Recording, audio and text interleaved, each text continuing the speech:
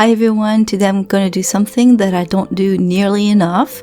It's playing with Scratchboard. I really love doing it. It really relaxes me, but I don't often have time to do it. So in a way, it's kind of an anti-ink drawing because I'm removing the ink from the Scratchboard. And I'm not saying that because Inktober is coming up and the whole controversy about Inktober and all that stuff. I am going to be doing Inktober. I've been waiting a whole year almost for that, and I'm very excited. And I'll be posting a video every day, or trying to. I'm kind of nervous about it because it's a lot of work, but it's also a lot of fun. But I digress. Let's get back to this Scratchboard drawing. So I'm using a piece of Ampersand Scratchbord, and it's basically a piece of hardboard covered with clay and painted with black India ink.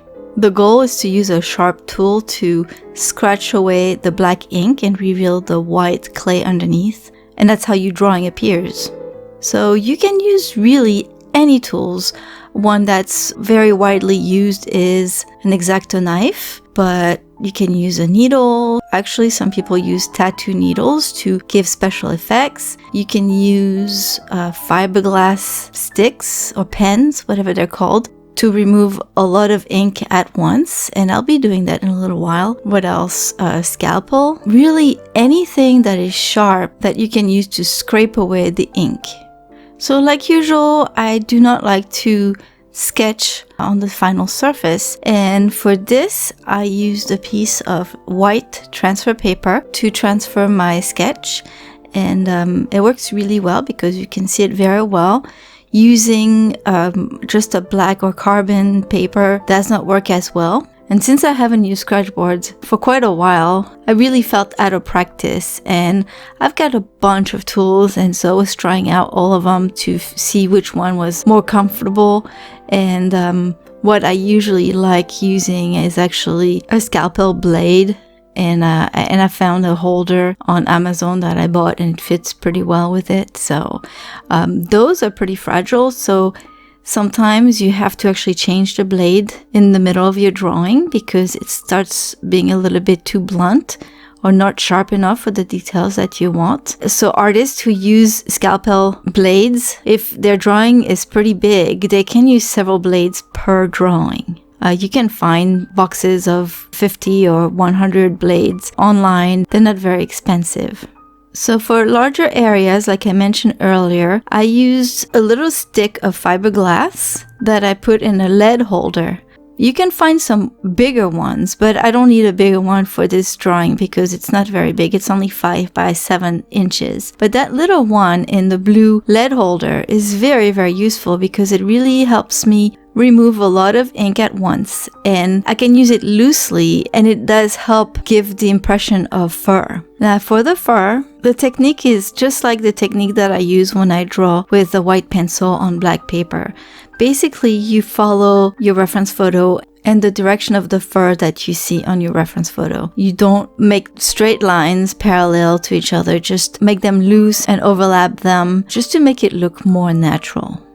So I know that it might sound a bit daunting to just scratch away the ink because you might be wondering, what if I make a mistake? The good thing about Scratchboard is it's a little bit more forgiving than you might think.